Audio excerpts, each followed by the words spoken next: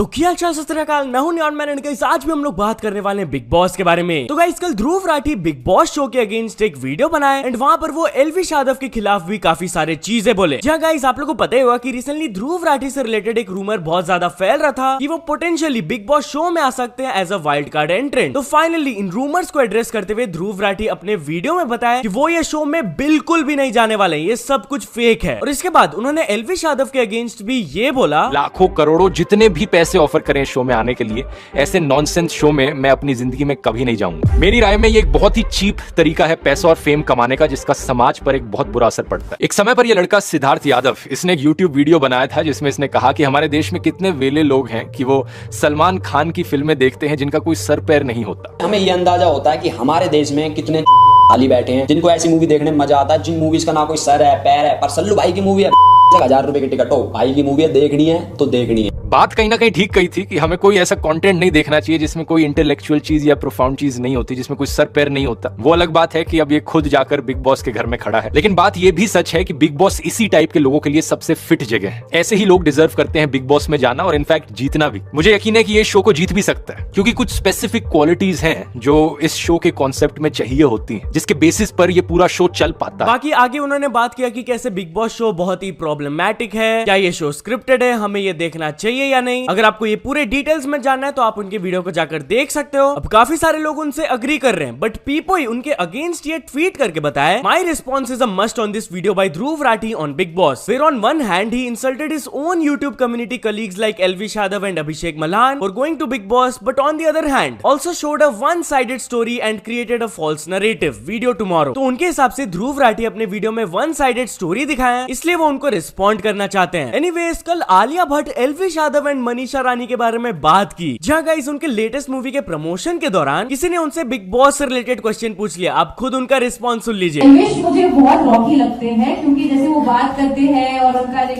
अंदाज है, सिस्टम है, जैसे वो बोलता है, it's very entertaining, he really wears his heart on his sleeve and he is very funny. मुझे तो बहुत पसंद है। तो एलविश कैन बी रॉकी। मनीषा रानी को हम लोग रानी बना देते हैं क्योंकि उसके नाम में रानी भी है, एंड आई थिंक उनकी जोड़ी काफी क्यूट लग सकती है।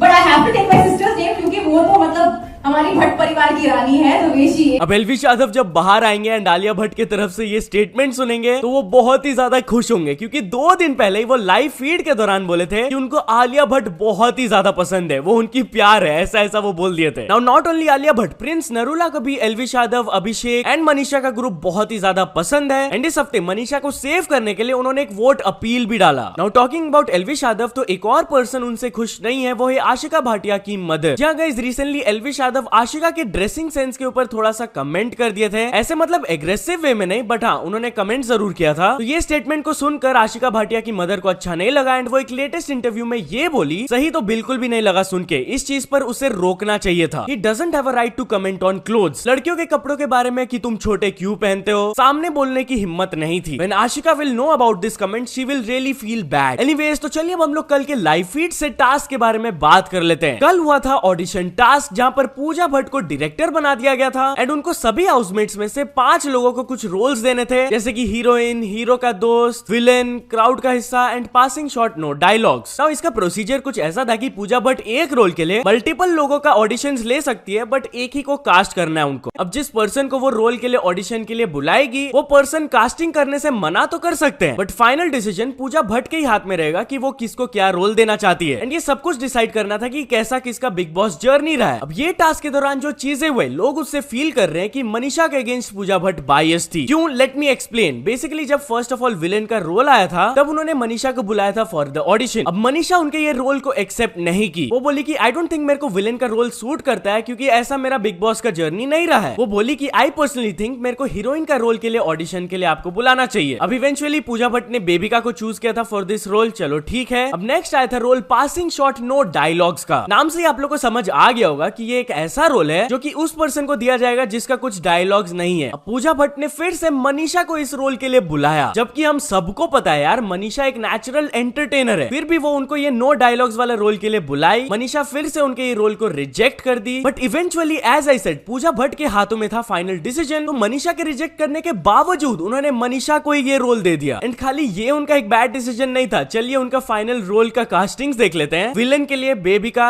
हीरो का दोस्त के लिए Jad, passing shot no dialogue के लिए मनीषा, हीरोइन के लिए जिया एंड क्राउड का हिस्सा के लिए आशिका। लिटरली भाई क्या गंदा उन्होंने डिसीजन लिया यहाँ पर। बल्कि ऑडियंस भी पूजा भट्ट के डिसीजन से खुश नहीं थे, क्योंकि एक वोटिंग रखा गया था बिग बॉस की तरफ से कि क्या आप पूजा भट्ट के कास्टिंग से अग्री करते हो, तो मैक्सिमम ऑडियंस ने वोट किया फॉर नो, हम लोग नहीं अग्री करते हैं। चलो एक हद तक के लिए मान लेते हैं कि पूजा भट्ट ने मनीषा को बुलाया for the villain and passing shot no dialogue के ऑडिशंस के लिए, तो उनको एटलीस्ट हीरोइन का ऑडिशन के लिए तो बुलाना चाहिए था। वो कास्ट करे ना करे वो बाद में देखा जाता, बट उन्होंने वो तक नहीं किया। एंड मनीषा इस चीज के ऊपर अपना ओपिनियन देते हुए बोली कि हमको इसलिए उन्होंने नहीं बुलाया फॉर द हीरोइन रोल, क्योंकि अगर हम जाकर स्ट्रॉन्ग पॉइंट वहां दे देते तो हमको वहां कास्ट करना पड़ता, इसलिए नहीं बुलाई वो। और उनका ईगो भी हर्ट हो गया कि हम उनके दोनों रोल को एक्सेप्ट नहीं किए। फुकरा इंसान भी उनसे अग्री किए एंड जैसे ही टास्क हारने का डिसीजन आया तब वो पूजा भट्ट को जाकर कन्फ्रंट किए। उन्होंने बोला कि आप जो पर्सपेक्टिव से सोच रही हो वो गलत भी तो हो सकता है, हमें अलग पर्सपेक्टिव्स को भी देखना चाहिए। तो पूजा बोलती है मुझे जो सही लगा मैंने किया, हर बार ऑडियंस और डायरेक्टर का थिंकिंग मैच नहीं करता है। तो फुकरा इंसान उनको बोले कि हमें गेम के अकॉर्डिंग कास्टिंग करनी चाहिए थी। तो पूजा भट्ट फिर सरकास्टिकली बोलने लगी कि आप गेम मास्टर हो, आप ज्ञानी हो, मैं तो इंटेलिजेंट हुई नहीं, माफ कर दो मुझे प्लीज। मतलब कि भाई जब सही का रिस्पॉन्स नहीं आया, एक एक्चुअल उनको कंस्ट्रक्टिव क्रिटिसिज्म मिल रहा है सामने से, तब वो सुन ही नहीं रही है, बहुत ज्यादा डिफेंसिव हो जा रही है। एंड सबसे आयरॉनिकल चीज मैं अभी आप लोग को बताऊं, चलो आप खुद ये वीडियो देख लो, आपको समझ आ जाएगा। भाई साहब आयरनी देखिए कि आलिया भट्ट जिसको हीरोइन मान रही हैं, रानी वाला टैग दे रही हैं मनीषा रानी को, उसको पूजा भट्ट घर में या तो विलेन बोल रही हैं या फिर बोल रही हैं कि पासिंग शॉट नो डायलॉग वाला उसे रोल दे रही हैं, उसे वो हीरोइन वाली मान ही नहीं रही हैं। नाउ इस टास्क के दौरान क्या बिग बॉस एक्सपोज हो गए? वेल कुछ लोगों ने ये क्लिप नोटिस किया कि ऑडिशंस के बीच में जब एक गैप था तब वहां पर पूजा भट्ट टेबल से नीचे अपने हाथ में कुछ देख रही थी। कुछ लोगों को लग रहा था ये मोबाइल है, कुछ लोगों को लग रहा था ये स्क्रिप्ट है, तो लोग फटाक से इस चीज के बारे में ट्वीट्स करने लगे। वजाद हसन भी ये कहे Pooja Bhatt caught red handed while using a phone under the table, script पढ़ी जा रही है live, this show is crossing all the limits of being fake. Now I feel both Abhishek and Elvish should come out of that crap house, that house doesn't deserve our brothers sick. Not this, कल जो ticket to finale week वाला task हुआ था जहां पर एल्विश, बेबिका और जिया shopkeepers बने थे, उस टास्क से रिलेटेड एल्विश यादव भी अपने सस्पिशंस के बारे में बात किए। उन्होंने कहा कि बिग बॉस भी तेज है, उनको लगा कि जिया की ज्यादा है तो मैं रोक देता हूं गेम, है ना। उसके बाद एल्विश यादव एक और चीज नोटिस किए जो कि फुकरा इंसान के साथ वो जाकर शेयर किए। Basically Elvish, Fukra, Manisha and Ashika bedroom में बैठे थे पूरा टाइम एंड वो कुछ डिस्कशंस कर रहे थे रिलेटेड टू द टॉप 5 कि कौन एलिमिनेट होगा, बट अपेरेंटली शायद पूजा भट्ट तक ये बात चल गई। कैसे? Elvish was pretty confused. उन्होंने फुकरा इंसान को बोला, उन्होंने अंदर वाली बात कैसे सुन ली कि हमने तो अगले हफ्ते चले जाना है, तुम तो हो टॉप 5 में, ये वाली बातें उनको कैसे पता चली? तो फुकरा इंसान बोले कि मनीषा शायद बोल दी होगी। तो एल्विश बोले अरे नहीं यही तो थी वो। तो फुकरा इंसान इस चीज के बारे में थोड़ा सा सोच कर पूछे कि उन्होंने क्या बोला। तो एल्विश उनको फिर से बताए, उन्होंने बोला हम तो निकल ही जाएंगे अगले हफ्ते, ऐसे भी तुम तो यहाँ रहने वाले हो। तो ये वाली बात बाहर तक कैसे बच गई? तो फुकरा इंसान बोले एक सेकेंड, एंड फिर वो लोग दोनों हंसने लगे। एनीवेज तो चलिए आगे बढ़ते हम लोग बात करने वाले हैं कैरी मिनाटी के बारे में। तो क्या मुकेश अंबानी के बेटे अनंत अंबानी कैरी मिनाटी से गुस्सा है? वेल गाइस, कैरी मिनाटी के रिसेंट वीडियो में जो टेक्निकल गुरुजी वाला पैरोडी सेगमेंट था, वहां पर एक जगह उन्होंने एक लाइन बोल दिया था कि अंबानी मेरे डैश में। अब इस सेंटेंस को लेकर एक पर्टिकुलर स्क्रीनशॉट वायरल जाने लगा जहां पर अपेरेंटली अनंत अंबानी कैरी मिनाटी के अगेंस्ट ये ट्वीट किए कि आप एक यूट्यूबर हो, अपने लिमिट्स में रहो, आप अंबानी के बारे में ऐसे कमेंट नहीं कर सकते हो, otherwise I take legal action. And भाई ये देख कर ही आप में से मैक्सिमम लोगों को समझ आ ही गया होगा कि ये फेक है। पता नहीं क्यों कुछ लोग इंस्टाग्राम में इससे रिलेटेड मीम्स बनाने लगे एंड ट्विटर में भी थोड़ा सा वायरल जा रहा था। तो इसके बाद कैरी मिनाटी अपने ऑडियंस से सजेशंस मांगे कि उनको नेक्स्ट वीडियो किस टॉपिक पर बनाना चाहिए। तो ऑफ कोर्स करेंटली एक ही चीज ट्रेंड कर रहा है, that is big boss OTT. तो सब लोग बिग बॉस ओटीटी का रोस्ट मांग रहे हैं, बट कुछ लोगों को उनका पैरोडी वीडियो इतना अच्छा लगा कि वो उसका पार्ट 2 भी मांग रहे हैं। Also while we on this topic, तो एक व्लॉगर ने कैरी मिनाटी के लुक अलाइक को स्पॉट किया। जी हाँ गाइस, यूट्यूबर मेनियाक रोशन अपने इंस्टाग्राम में ये वीडियो शेयर की है, आप खुद देख लो। कहाँ से? मुंबई। कैरी मिनाटी?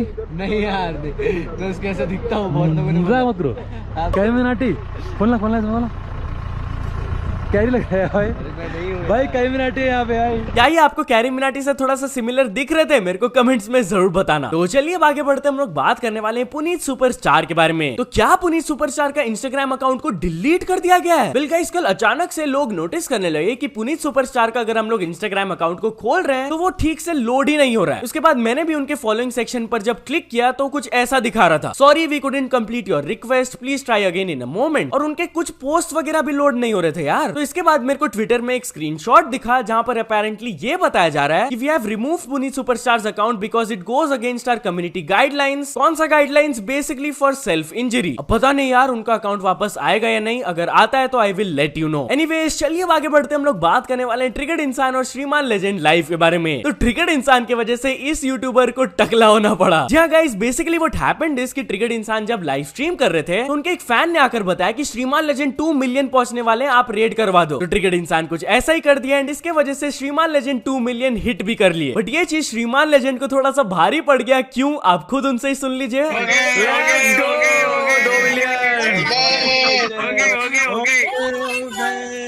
झाले त्याच्यासाठी 2 मिलियन। अरे नीचे अगर मेरे 2 मिलियन हो जाएंगे ना तो मुझे टकला होना पड़ेगा, ऐसी पैज लगी है, समझ रहे हो? और मैंने टारगेट रखा था कि 1 अगस्त के बाद अपने को करने हैं, लेकिन ये 2 दिन में ही 2 मिलियन कैसे हो सकते हैं यार? कैसे हो सकता है? ये फालतूगिरी है। ये देख कितनी प्यारी जुल्फे जाने वाले यार, कितना वाट लगेगा ये कम। इसके बाद कल उनका टकला वाला लाइव स्ट्रीम हुआ एंड आप खुद एक छोटा सा क्लिप देख लो।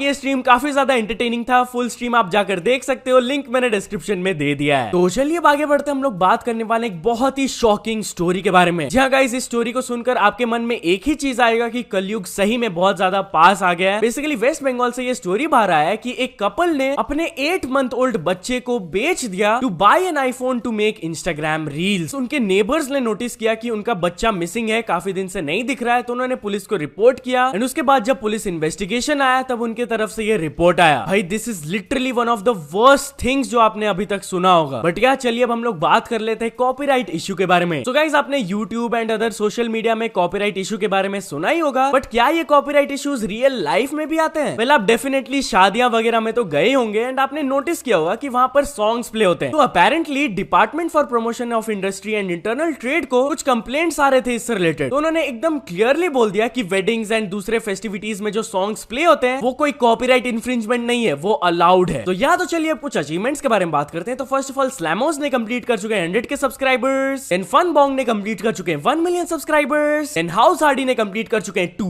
Million subscribers, and Nadeem Sarwar ने कंप्लीट कर चुके हैं 5 million subscribers, and finally the Rainbow Girl को मिल चुका उनका golden play button. So many congratulations to all of them. तो चलिए एक इंटरनेशनल स्टोरी के बारे में बात करते हैं। हम लोग बात करने वाले स्पीड एंड रोनाल्डो के बारे में। सो गाइस, रिसेंटली स्पीड गए थे रोनाल्डो का मैच देखने के लिए एंड वहां पर उनका रोनाल्डो के बीच में एक छोटा सा इंटरेक्शन भी हुआ था, आप खुद देख लो।